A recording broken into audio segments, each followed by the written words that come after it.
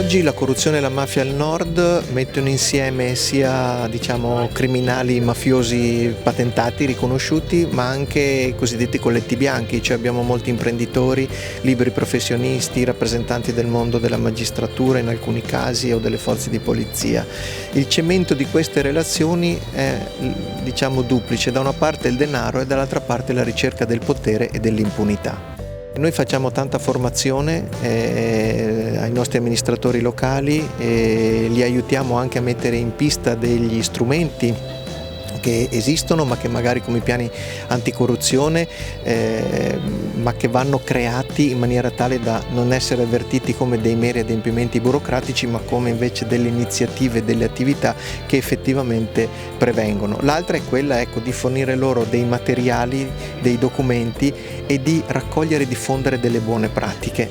L'esempio è quell'azione che rafforza la trasparenza, intesa non come atto burocratico ma come cultura dell'agire politico-amministrativo.